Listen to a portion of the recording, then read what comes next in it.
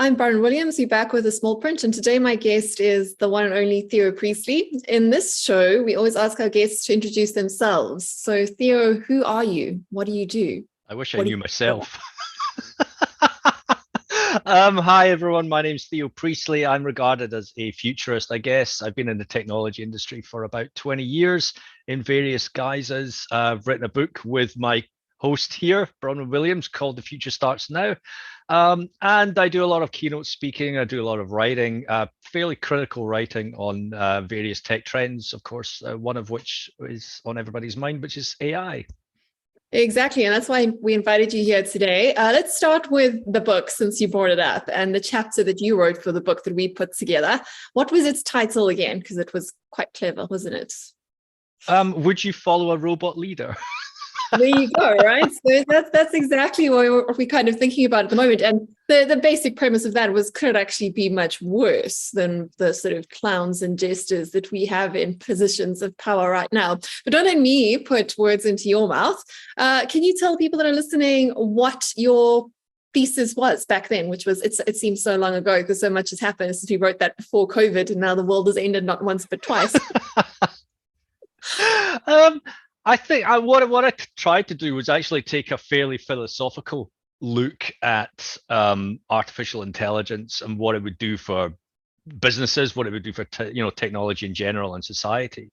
And the kind of positive spin I took on this at the time was, it's going to free up lots of people to do more exploratory things, explore what it means to be human in a sense, look at the humanities, do more painting, more creativity, have more free time, everything that we've been kind of told that we would have if we implement these technologies. And of course, the reverse is kind of coming true in a sense.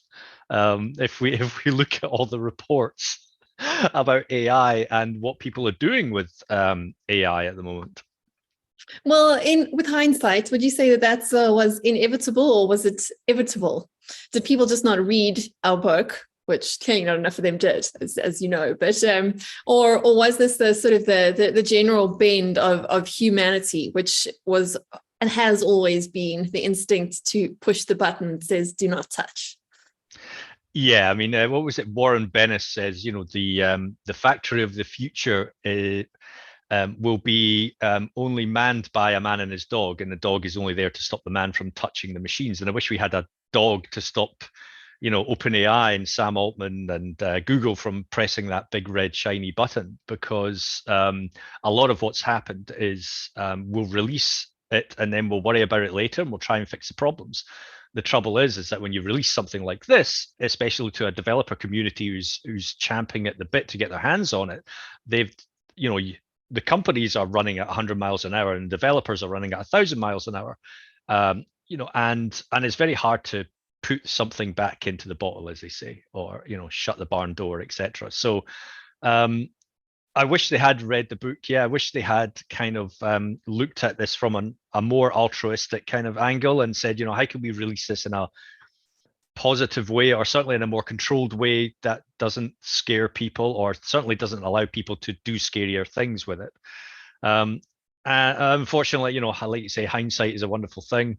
We are kind of, as someone just says, we are kind of like flooring the gas pedal towards a cliff and hoping that we can make the jump ramp, and I don't think we can. Well, let's start with what, in your view, has gone wrong over the last couple of years. I mean, obviously, we all understand human hype cycles and mimetic behavior. 3 years ago, it was NFTs, and 4 years ago, it was blockchain. 5 years ago, it was Bitcoin. 2 years ago, it was metaverse. And now it is AI that we're in the middle of.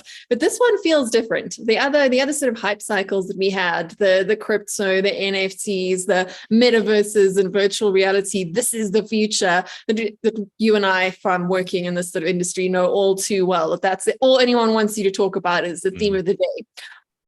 AI is different because it is more powerful and it is more tangible than a lot of the other things that were much more vacuous and purely commodity driven.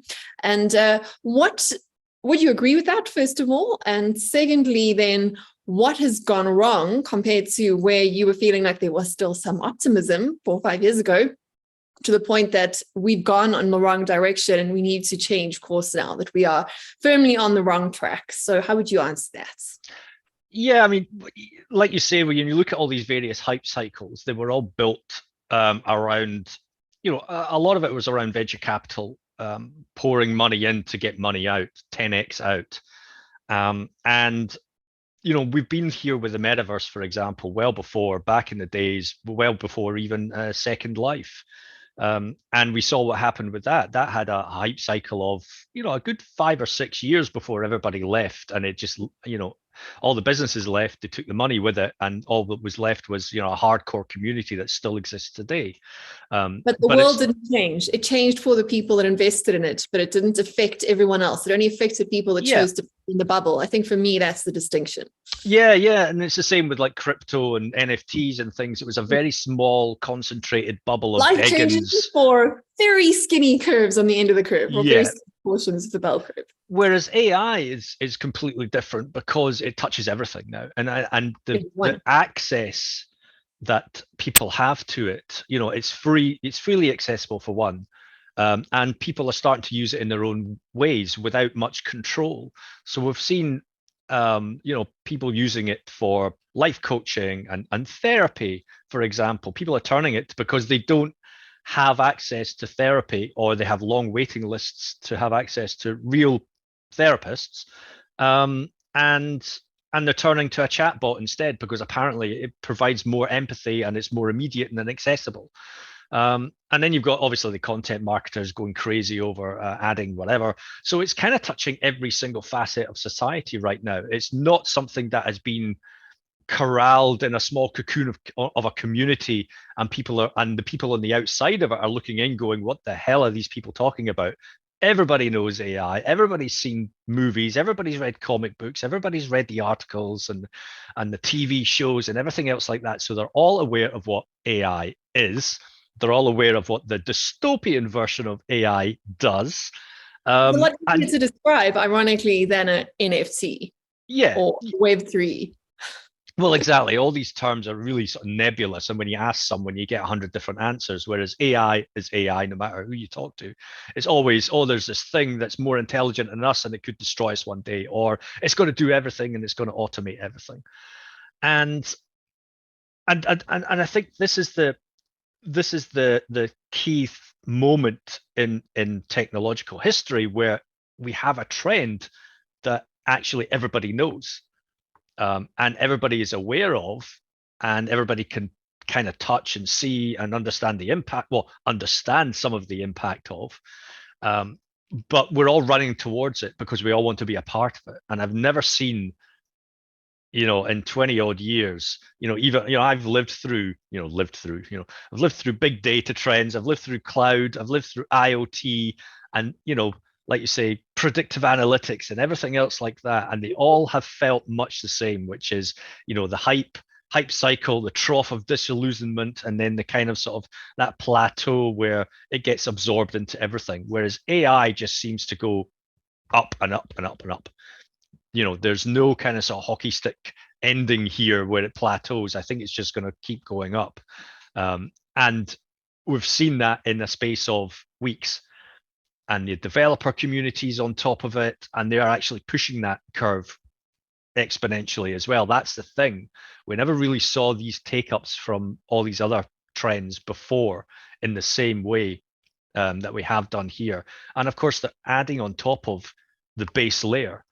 This is the thing, is that there's no constraint here. They're given the APIs. OpenAI has done something very clever, which is, here's our black box. Now you can connect to it and do whatever you want. Just don't ask us what happens in the black box.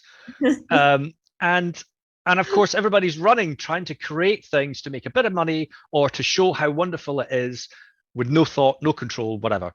And it's ungoverned, unregulated, and it's pretty dangerous. Yeah, but like we can say that it's pretty dangerous, but there's not much point in us sitting here and complaining. What can be done about it? So a lot of people have written, like in those infamous open letters, saying we should put a 6-month curve on it, which I can't help thinking it sounds like just 2 weeks to flatten the curve, right? I mean, like we all knew that staying at home for 2 weeks wasn't going to stop COVID, and pausing AI, or at least the good guys, pausing AI development for 6 months is not going to stop this runaway train. The idea for me that 2 weeks at home would be enough time to prepare the NHS or the National Health Service or whatever country you lived in for the wave of COVID that was coming was frankly ridiculous. And I think that very much that sort of logic makes very similar nonsense at the moment. Like a 6-month pause isn't going to do anything. Half the people won't pause, just like half people won't stay home anyway, because you need essential workers to run around. The parallels are marvelous. And the other thing is that it's going to come anyway. You can't get prepared in that time. People aren't going to stop. So what can we actually do about it? And I've had a lot of these conversations with lots of different people, but I'm quite keen on your perspective there.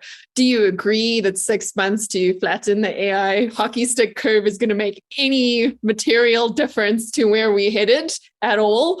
Or alternatively, what can we do about it? Because the curve is going up, the hockey stick is happening, AI is developing. What can we do to do better from here on out? We can't reverse the past. I mean, the ideas of flattening this curve require going back in time to stop these genies being released from the boxes. We don't have that. We're here.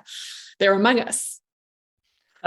So yeah, no, we shouldn't pause or ban or whatever, because I mean, the cynic in me has already seen that this, pause or moratorium on OpenAI to stop what they're doing was really a cynical ploy for Elon Musk to launch his Truth GPT and his company, and also grab as many NVIDIA GPUs as he could possibly get his hands on before everybody else gets it. So that's nonsensical, and so are bans, outright bans as well. I think, because bans, basically it's like telling a child, no, you can't have these sweets, and they go away and raid the cupboard and hide under the bed covers and eat the sweets anyway. And this is what a ban would do, is just drive a lot of the development underground, in the dark, and that's even worse. So we have to take these conversations not only to the companies that are developing them, but also, in twofold parts here. One, to the regulators, and have those conversations with the governments and various authorities to make them aware of the kind of risks that are potentially inherent with using these tools, not the ones that the research scientists and the people who are far removed from the public are telling them, but actually the people who are closer to the public, who should be telling and advising, these are the things that the public are using it for, and which of these use cases that the public is using it for are inherently dangerous. What kind of crisis could we foresee in the next 5 to 10 years if someone was using it as their own therapist? Well, the answer is, quite a big mental health crisis, to be honest, because you have emotional detachment, you have enforced loneliness because you're not talking to people. You don't have empathy from a chatbot. So there's confusion here as to, what is therapy and what is not, and what's actually helping. Really, all you're doing is actually talking to yourself, because it's just repeating back everything that you're telling it in a different manner. So we have to have these conversations that bring the public into the light regarding AI. And I think we also have to have these conversations with the businesses who are looking at this going, oh, I can save millions on my bottom line by implementing this, because it's not, I've been involved in change programs where the mantra of displacement will displace our workers and spread them through the organization. We won't do redundancies and headcount losses and things like that. And we all know that this was, a stack of bull, because inevitably there will be headcount reduction as part of this. And we need to have these conversations with the business leaders who are now thinking, well, I can use AI to improve my business, make things faster, automate as much as possible, and not really care about the low-level white-collar workers in here. And again, what are they going to do?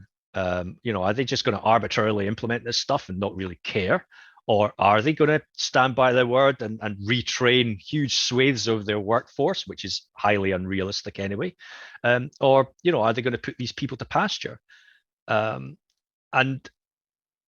yeah, I honestly don't think that we are prepared. especially the exponential growth that we've seen in the adoption and the use and the alteration of the base model of what OpenAI and Alpaca and all these other large language models are releasing.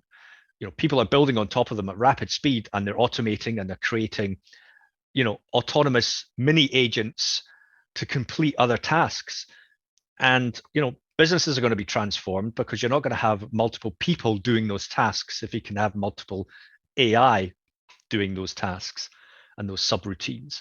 And of course, that's going to impact software vendors as well. So again, all the big vendors that we know that we've relied on for enterprise resource planning, BPM, ERP, SCM, supply chain management, I'm throwing acronyms here, sorry, customer relationship management, all these companies were built on massive stacks of software that had massive amounts of screens, inputs, etc.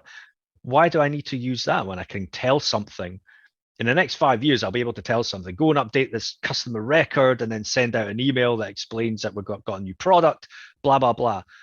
And I'm doing it like I'm talking to you, and it will understand this and it will execute it. And I don't need to look at a screen and fill out forms and authorize something. So we are fundamentally looking at a massive shift here, and that means people at the end of the day, and people are going to suffer. It means and it means people in terms of being the citizen and being the worker. I mean, less so being the consumer in this particular point of view, in that we see people using it either to set up their own businesses or to achieve some degree of I'm a minority of one, like financial independence, which is all very well and good when 3 people are doing it, but when everyone's using the same system to try and hack the same system, you end up with the sort of Michael Lewis Flash Boys environment where it's only really the guy with the fastest, biggest computer that wins. So people are trying to essentially use these things to set up business arbitrage opportunities, which at the moment a couple of small people are winning, like the whole hustle chat GPT we see at the moment. But it's also then, of course, at the corporate level, like you're speaking about, and the inevitable redundancies. Now, I'm probably less sympathetic than you are to the redundancies question, in that I think, looking at this, what's going on here, the redundancies we're looking at are at the overpaid, overspoiled, inessential worker class who all benefited hugely from free money systems and luxurious stay-at-home jobs during COVID. Because, I mean, I'm sure you're familiar with the work of David Graeber and the bullshit jobs idea. The real thing about bullshit jobs is that bullshit jobs are largely well paid. Like, I've been looking at this from various different ways, and a lot of the bullshit jobs involve getting paid not to work at all. In other words, getting paid to just take your talent off the labor force so that somebody else can't use it, right? Like this sort of warehousing of talent that we're seeing. That's the most bullshit of all bullshit jobs. But many of us, including people in our sort of industry and circle, I suppose less so you and I, because you and I are both sort of essentially roving jesters that sell our time. And I think that's quite an honest way to earn a living, right? It's like, pay me to entertain you or to inform you. And if you are not entertained or informed, you won't use me again. I think it's quite an honest way to earn a living. I can certainly live with it. I don't know about you, but in terms of like the whole corporate system, anything that's connected to money, to finance, to vast swaths of non-productive industry is a bullshit job. And you might be earning a huge salary working for a top tier consultancy. You might be a very powerful banker that has access to writing your own money checks very, very easily. That doesn't mean you don't have a bullshit job. A bullshit job is a job that adds no value, that extracts value from the system, or that where you paid more than you're actually worth to the economy altogether. Not paid more than you priced, that's your salary, but paid more than you are worth in terms of what you're contributing compared to what you are extracting from the system. And I think that ChatGPT is an absolute bullshit job magnet and extractor. That whole segment of the market is under huge threat. Now, where it becomes dangerous from a socioeconomic perspective is that bullshit job class tends to be overeducated, they tend to be overpaid, and they tend to be have quite good access to global communication channels, we can put it that way, right? This is a disinfected class that will not be very happy about their falling socioeconomic status. People don't like getting free lunches taken away from them. The people who should not be too frightened about this are people that are working in essential services jobs. Now, I don't see a future where a nurse should be frightened about her livelihood, a nurse that's going to live in my life, that's my age. You know, her future. She's going to be doing the same work. It might be a bit more efficient. She might have a bit less paperwork, but she's certainly not going to be out of a job for this, right? The moral panic here is around people that are smart enough to know that they are overpaid. And I know a lot of those people and orbited those sort of strata of society. I don't know if you agree with me there. So I think this is hugely dangerous politically. I think it affects a lot of people, and affects a lot of people who are quite powerful when it comes to politics and to sort of nudging industry going forward. And we will be noisy about demanding things like well-paid universal basic incomes and all the rest of it. But that, of course, begs the question, where does the value come from when it's the overpaid people that now need overpaid UBIs, not like the sort of minimum wage workers? This is a different conversation. I think it's also really interesting to look at what's happening with AI, how the disruption is at a very different tier to where the disruption was with the Industrial Revolution, where the working classes were under threat, right? This was the people that made things with their hands, that were productive members of society, that didn't have bullshit jobs, that had real jobs and suddenly found their real jobs turned into bullshit jobs. This is kind of the opposite, where it's the bullshit jobs are under threat. It's right. It's interesting you make that connection. In my mind, there's actually two facts. Well, so let's take the sort of blue collar and the essential workers for a start. That they're going to be largely unaffected, and I fully agree. And in fact, there could actually be some kind. It would be great actually to see some kind of reset across society where those people are actually paid what they're worth. That the money that was sucked out from the bullshit jobs is actually distributed to the people who are actually worth that. You obviously, well, looks like we get it. I mean, if the chances of that happening obviously are very slim, but it would be absolutely great. Politics and power, right? When I went, so I repeated the message at a conference. I did it with Bosch. And when they were talking about IoT and AI and things like that. But I went to Peru to do a conference, and they said, we want you to end about it with AI. You're the end keynote. You're going to talk about AI. Make it happy and positive. And the more I was looking into what can I say, the more I started to go, oh my God, I'm depressed because I kind of started listing out all these jobs that would be removed, and I painted it as a man climbing a ladder, which is obviously the career ladder, and AI was this rising tide that was basically going to drown you if you couldn't make it. Curve. I've also seen that. It looks like a wonderful wave. It shows how the jobs just get sucked up by automation. But the thing is that, so adding to what you've just said, then obviously the lowest level of the rung is going to get drowned or removed. So all those low-level jobs that people kind of sort of do when they first enter the job market, it's data entry, it's all those kind of sort of thing, filling in screens, answering phones, not doing very much, unfortunately. But it gets you in the door in that corporation or whatever. They're gone. Next 5, 10, 15 years or whatever, they're away. This is what robotic process automation was supposed to do, which was screen scraping. But now basically AI's come along and binned RPA and said, I don't need to scrape a screen, I'm just going to do it. And in which case, all these people who were doing those low-level kind of jobs have gone. They've got nowhere else to go because, funnily enough, what you're saying is all the bullshit jobs are actually what they were attaining to, which are further up the ladder. And what you've now got is you've got a ladder that has the missing first 3 rungs. You've got another 2 rungs, which are kind of like where people are actually doing work in white collar. And then you've got another 3 rungs, which are being whipped away, which are full of the bullshit jobs. And then you've got the exec levels. And so what you've got is a career ladder that actually has missing pieces, because there's a certain level of, like you say, they don't add, they're extractive, they don't add value. They're like management and things like that. It didn't really do anything. They just coordinated stuff. Well, entire industries that have been set out to extract value from the economy. So you have actually sections of career ladders which have now gone. And of course, if you're kind of stuck in you're stuck because how can you get up to that thing when you don't have that kind of foothold to grab the next rung because it's been removed?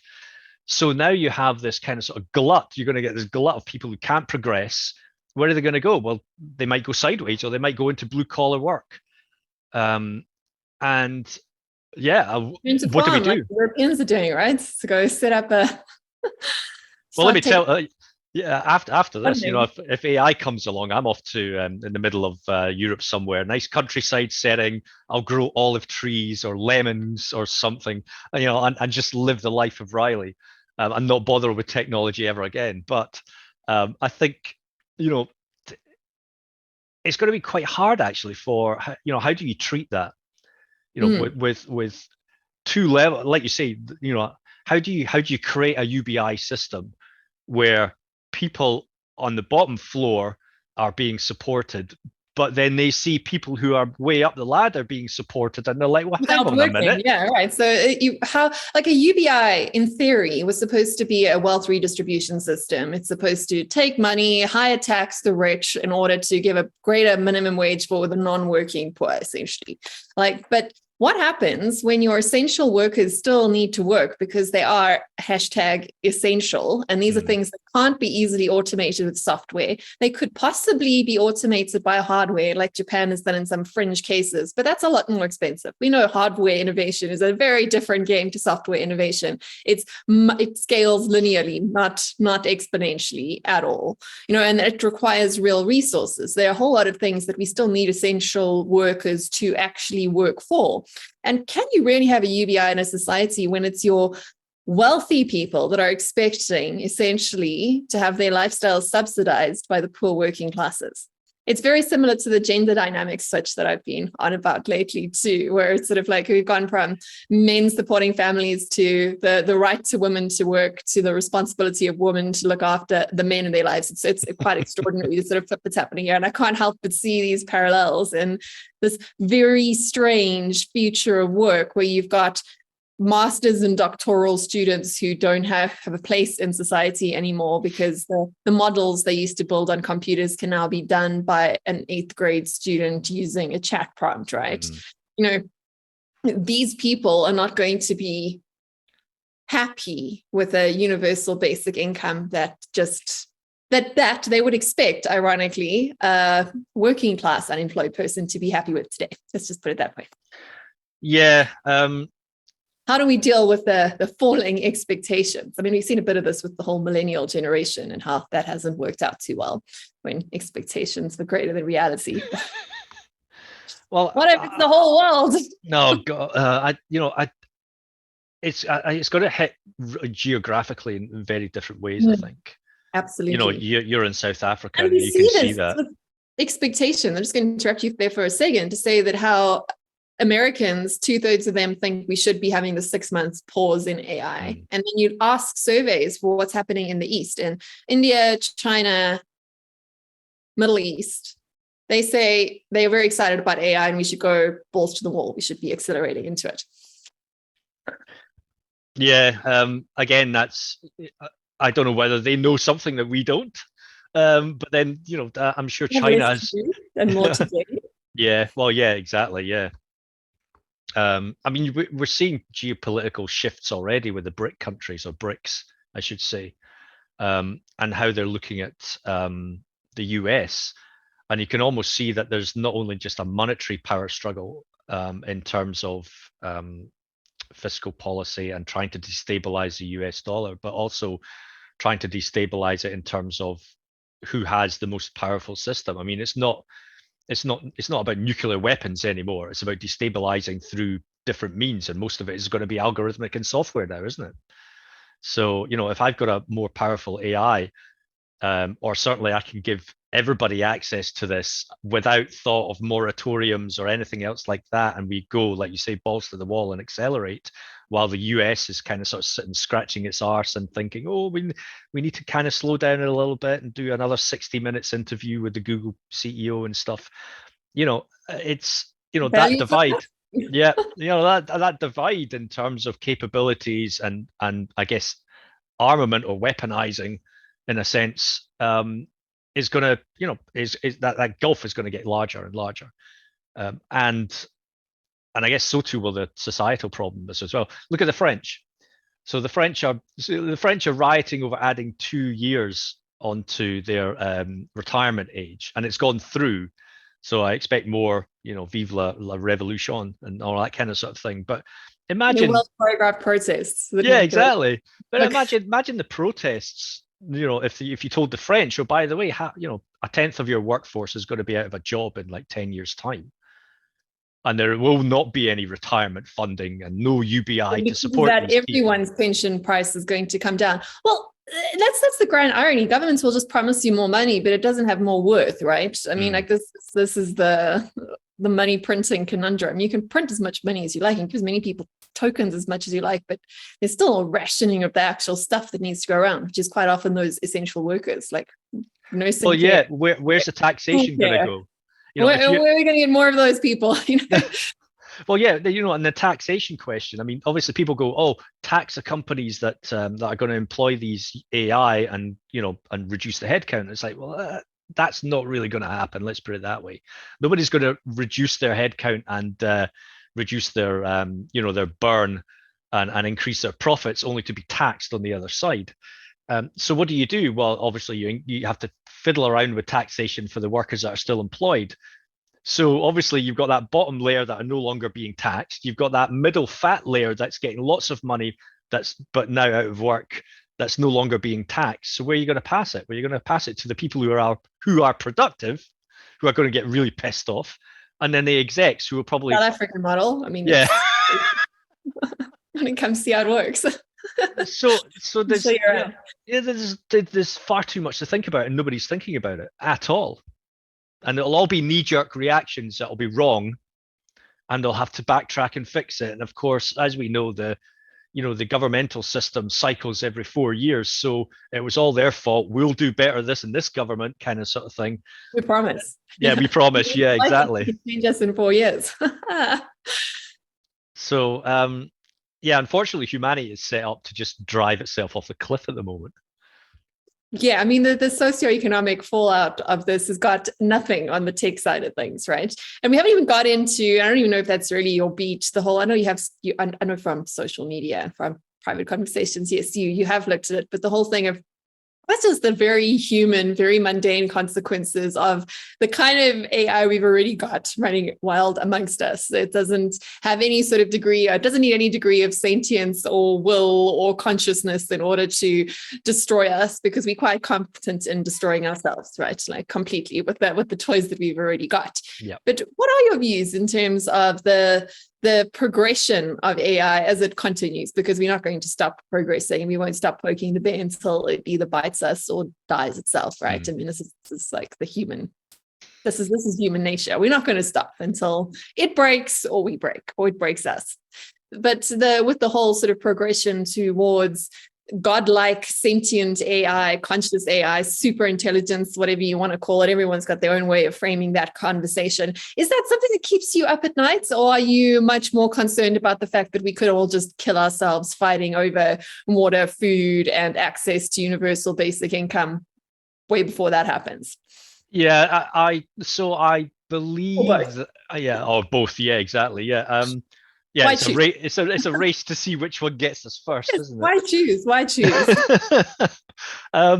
I see artificial general intelligence, which is like human level kind of intellect and creativity, that coming first, which in the next maybe.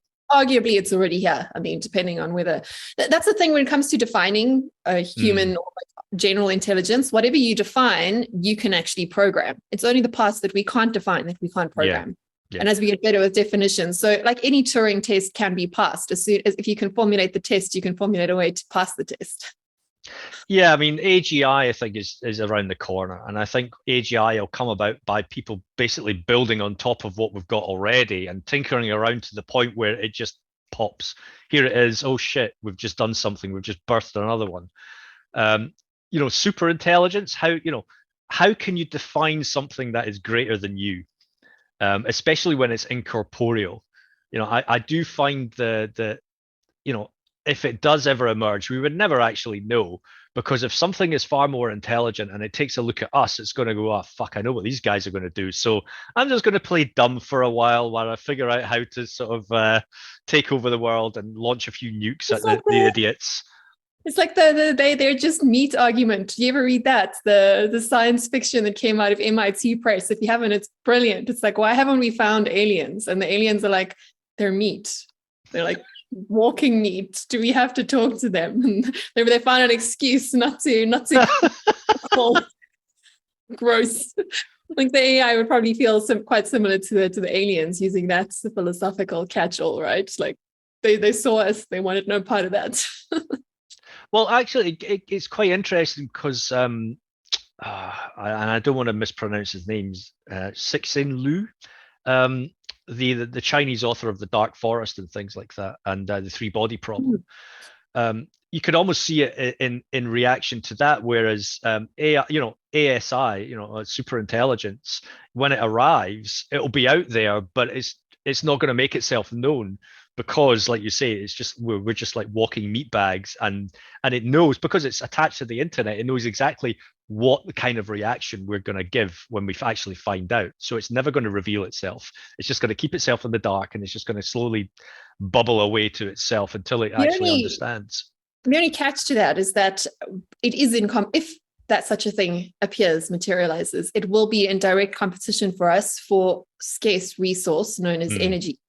Right. Yeah. So if it is so marvelous, maybe you can come up with, like a perpetual energy systems and all the rest of it. But what we have found time and time again, at least to our limited human knowledge, is that sooner or later that becomes the constraint. The constraint to equality, to anything else. And that would probably be the time that argument sort of falls apart, if we become a competitive threat to sources of energy, power, water, whatever it needs to survive. The real stuff, that's a different question. Yeah, I mean, the one thing that's interesting about the AGI kind of sort of argument in itself is that a lot of people forget that AGI needs some kind of self-awareness of the physical world around it. And so if you're chatting to something with a text prompt, it's got no awareness, it's got no relatability to what's around.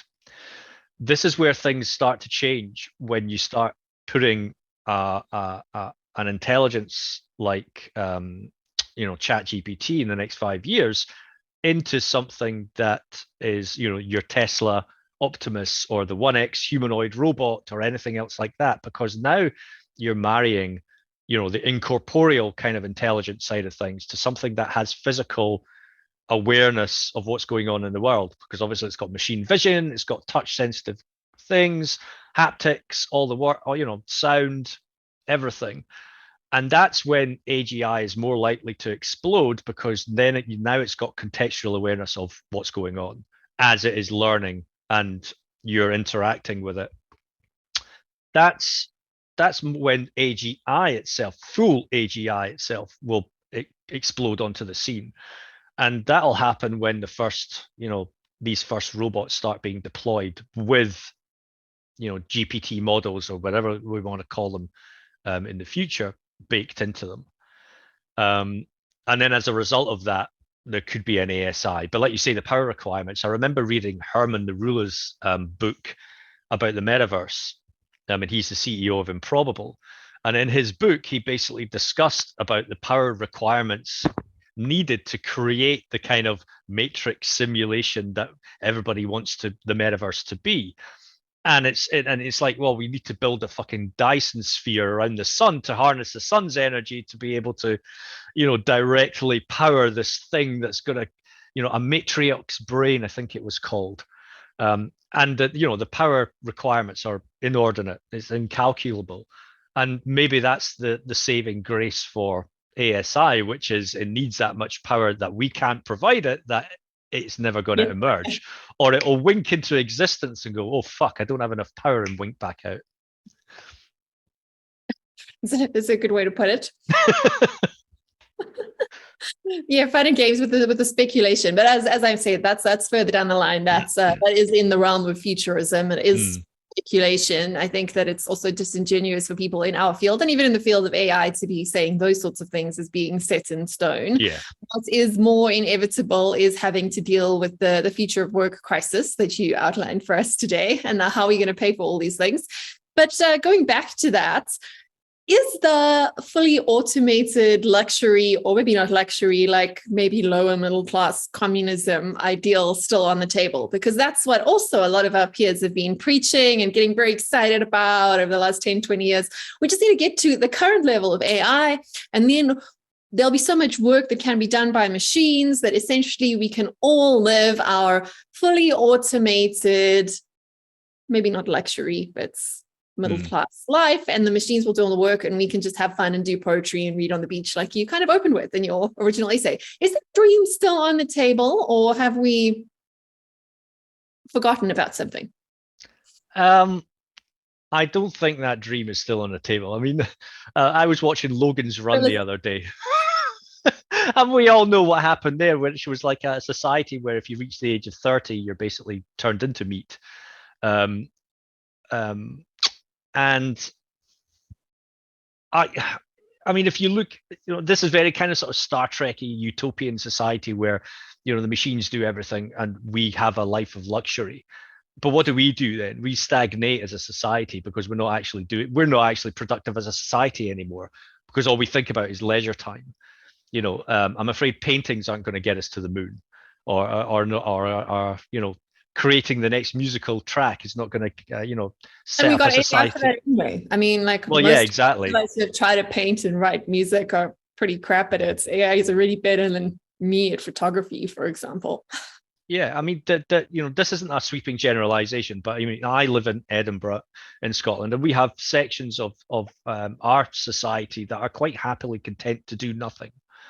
This is where the UBI question comes into play, which is, there will be people who will benefit from this and will make something of themselves and will learn and will, teach themselves a craft, go out and earn money, be productive to society. But there are people who would quite happily take the money and do nothing.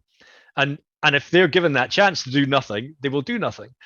So you're still going to have very unproductive members of society, along with people who want to strive to do something. But at some point, doing nothing becomes very boring to a lot of people. Reading a book on the beach can only be interesting for so long before you actually get the itch to do something.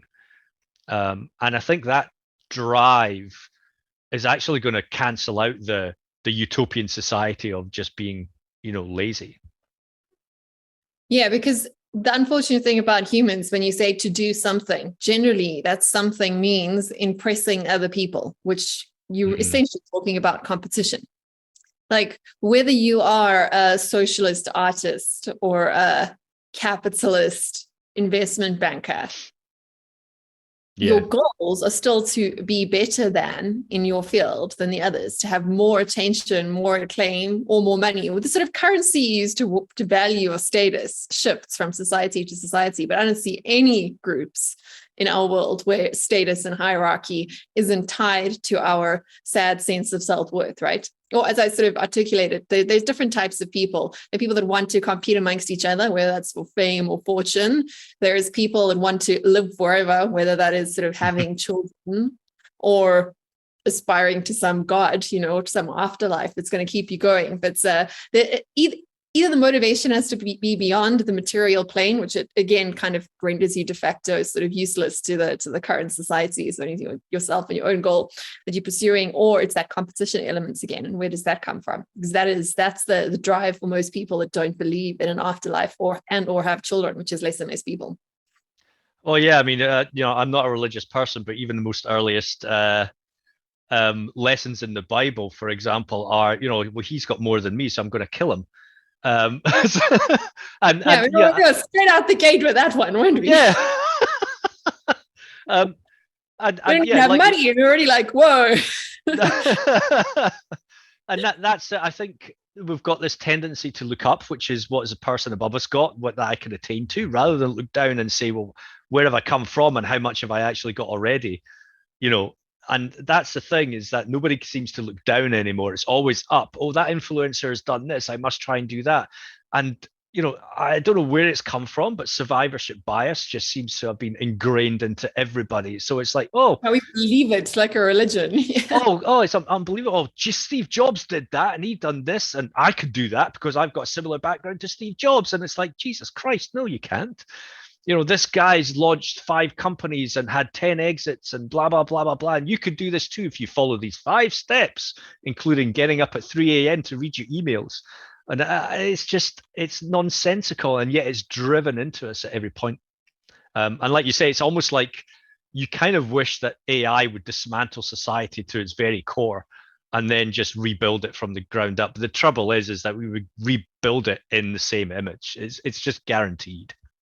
Yeah, like that's the sort of bottom line. If you do work and look at futures and trends like we do, you kind of see the technologies come and go, but people really do stay the same. Yeah. And whether that's encouraging or discouraging to you, that's entirely up to you, dear listener. There's no hope. There's no hope. All hope. Come on, you got to end on a bit of a sort of a happier note there, Theo. What can people do right now? Like what should we be doing? Should people be learning about AI? Should we be leaning into it, just like lean into the wind? Or should we be looking in the other direction? What advice, if any, do you have for people? I mean, like you're older than me, right? So from your age, wisdom, and vantage point, what do you want to tell those that come after us? I think you need to lean into it and be very mindful of what you're leaning into it for.